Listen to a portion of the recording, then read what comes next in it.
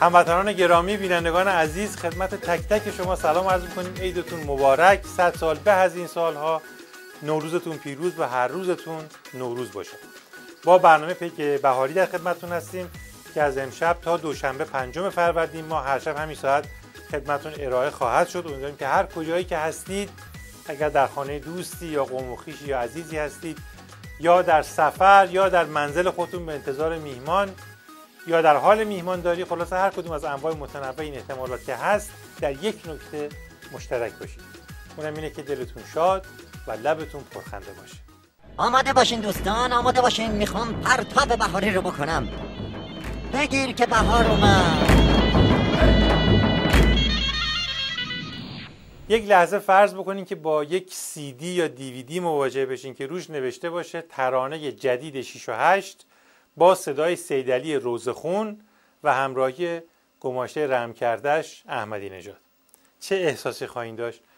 حالا میخوایم قطعه ای رو با هم ببینیم که شاید شما رو به این احساس نزدیک بکنه.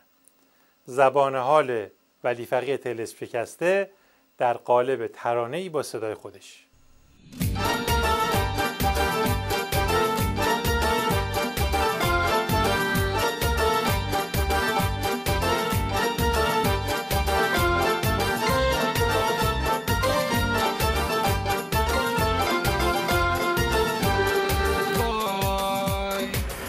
سر قبر امام با اعتقاد راستین زور بزنم یا نزنم. میخوای بزن میخوای نزن.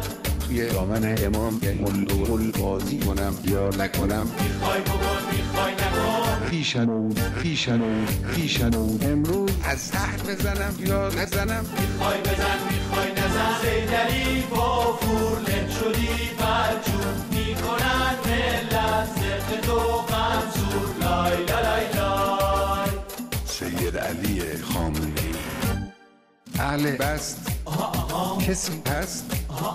اهل رقص کسی هست؟ آها دست جگر من خون است.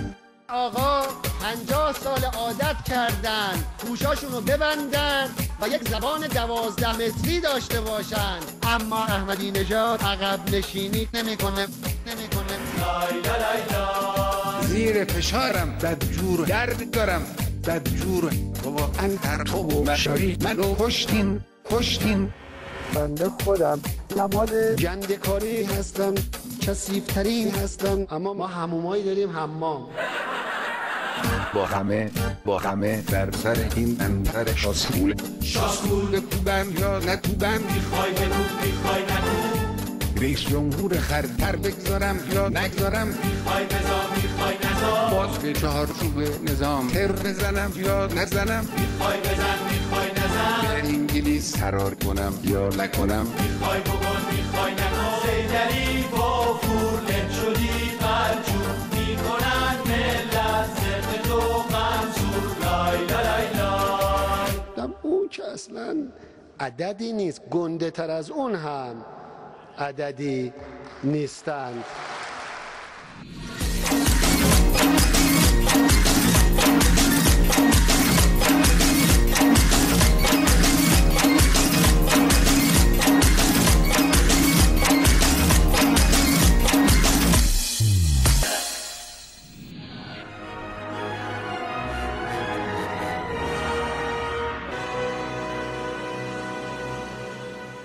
معمولاً ما در چنین ایامی در برنامه هامون نگاهی میکنیم به آنچه که در سالی که گذشته و چشماندازی هم خواهیم داشت به تحولات احتمالی و پرونده ها و چالش ها و فرصت هایی که پیش روی موضوعات مورد بحثمون وجود داره.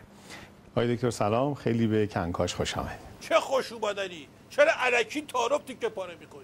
مثلا تو حالی نیست که وضعیت مقام عظما چطوریه؟ همین دیشب دوباره تب و لرز داشتن و هزیون میگفتن برای خودشون. آخرین وضعیت این پرونده چیه و آیا فکر میکنید این موضوع تمام شده هست یا خیر؟ نه، مثلا از دیشب تا حالا چه اتفاقی میخواستی بیفته که موضوع تموم بشه جز اینکه خود مقام عظما تموم کنن؟ 2-3 ماه مونده به انتخابات. دیگه دولت و مجلس فوش کم آوردن که به هم دیگه بدن، همه چی رو یه دور سف کردن واسه هم دیگه. وقتی یه چنین اتفاقاتی میفته اون وقت تو چی میگی؟ خیلی جاهای دیگه هم بیخود استناد شد به این مسئله و ما تحت فشار قرار گرفتیم. وقتی یه چنین اتفاقاتی میفته و نتیجه این میشه که از اول اصلا موضوع غلط طرح شده و در واقع شیطنت هایی داخلش بوده، آیا ظرفیت های حقوقی وجود داره که از طریق اونها بشه استفاده کرد برای استیفای حقوق از دست رفته؟ تو هم گرفتی برو، تو هم با این هوش و حواست چرا اسمتون نذاشتن هوشنگ؟ اینا تیکه های نظام خود مقام عثمان دیگه. مثلا کی رو بگیره که به نفعش بشه؟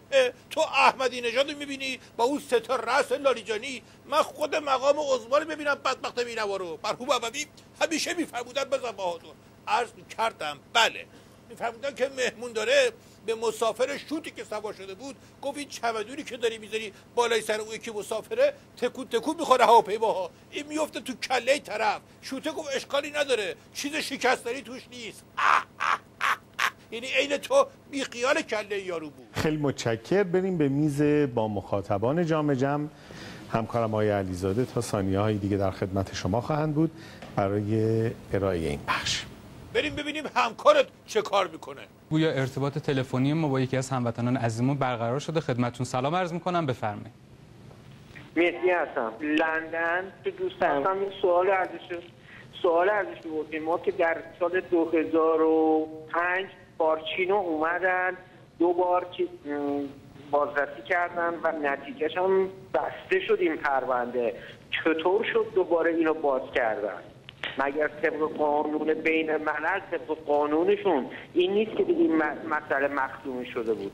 به به به به آقا مهدی چقدر طبیعی صحبت کردی، اصلا کسی نفهمید که نفر خودمون هستی. تو دیگه شوته کجایی؟ سوالی رو که 7 سال پیش برات نوشتیم دادیم الان داری میخونی، اصلا نمیدونی که همه چی عوض شده. عجب بدبختی گیر کردیم ما. ببین باید با کی کارامون رو پیش ببریم.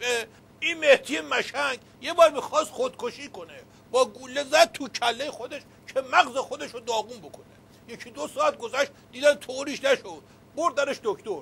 کله رو که باز کرد گوله ها اومد بیرون، گفت نامرد ما رو فرستاده دنبال نخودسیا. 2 ساعت دارم دنبال مغزش میکردم. میخوام بهتون بگم که تلفن‌های این یارو همینطوری هست. تو خودت یه سوال بکن، دنبال تلفن این مهدی مشنگ نباش. این روزها با درگذشت آقای چاوز روابط ایران و آمریکای لاتین به خصوص ونزوئلا مورد توجه رسانه‌های منطقه خود ما و جهان قرار گرفت. بی خود تو به مسائل خصوصی آقای رئیس جمهور چه کار داری؟ مگه به فک و فامیل تو تسلیت گفته؟ در مورد عمق روابط ایران و ونزوئلا به عنوان کشور مهم در منطقه آمریکای لاتین و حتی خود آرژانتین که الان صحبتش شد، به چه نکاتی میشه توجه کرد؟ چرا ایران اصلا به نوعی سیاستش رو برد به این سمت؟ همچی میگی نظام چرا رفت سراغ اینا که انگار مثلا 200 کشور تو صف وایساده بودن، بعد ما داشتیم انتخاب میکردیم که سراغ این بریم یا سراغ اون. نظام که از یه حرفا نداره. قربونت برم الهی، از کومور تا بورکینافاسو هر کی رغبت کنه ما رو نگاه بکنه، خب کل نظام تا کمر براش دلا میشه دیگه. همچی میگی انگار چاره دیگه هم داشتی. مرحوم ابوی همیشه میفرمودن بزن بهادر. عرض میکردم بله، میفرمودن که به شوته گفتن اگه تو دریا بودی یه کوسه بهت حمله کرد چه کار میکنی؟ گفت هیچی، سریع میرم بالای درخت. گفتن قربونت وسط دریا که درخت نیست. گفت قربونت برم مجبورم، مگه وضعیت من رو نمیفهمی؟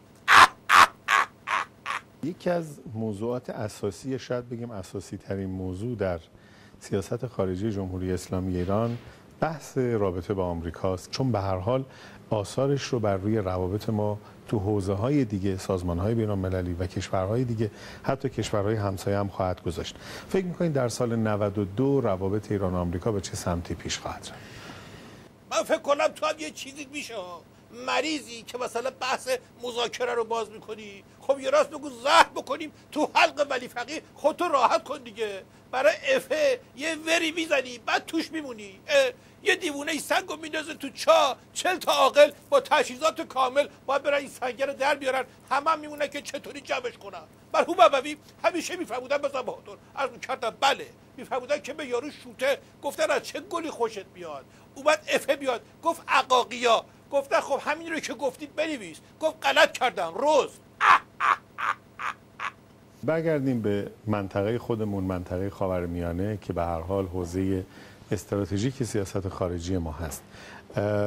در سال 92 فکر می‌کنین ما در منطقه خاورمیانه چه چالش‌های جدی رو خواهیم داشت و چه رویکردی رو خودمون نسبت به اون چالش‌ها خواهیم داشت؟ تو اصلا نگران نباش، هیچ کدومتون نگران نباشید، هیچ چالشی نداری. چون اگه تو الان نفهمیدی که چی به روزگار نظام داره میاد تو سوریه و عراق و داستان بهار عرب، دیگه بعدش هم نمیفهمی. بیخیال. به یارو گفتن که این همه باقالی میخوری برای عقلت خوب نیست. گفت کدوم عقل؟ گفتن آها هیچی، نوش جا، بخور، بیشتر بخور. این از تو. ولی برای اهل شعور توضیح میدم. از بحث‌های استراتژیکی من آدمایی که هوش و حواس درستی داشته باشن سر در میارن. شود باشنگایی مثل تو شاخ در میارن، یه سری مثل اون یارو توی چلوقی دم در میارن. سربسته میگم انتخاباتو که داری، ریال و دلار و اینا رو هم که داری، اتمی هم که داری، اوضاع خطری هم که نوکش رو تو چهارشنبه سوری دیدیم داری، وضعیت بشار و مالکی هم که داری. نتیجهش این میشه که وضعیت مقام عظما مثل آب تو ظرف ترک خورده میمونه. بخوری تموم میشه، نخوری حروم میشه. یه راه بیشتر نمونده. باید دو دست رو ببرم به سمت آسمون. نه بلش کن. یه دست رو ببرم به سمت آسمون، بعد اونجوری یه نظری بکنم به مشکلاتی که الان بهش اشاره کردم، محکم بکوبن تو سر کله خودشون. حالا نظر کی بزن. خیلی متشکرم آقای دکتر. از بینندگان عزیزمون هم متشکریم. همتون رو به خدای بزرگ میسپاریم. باشه دیگه، عزت زیاد.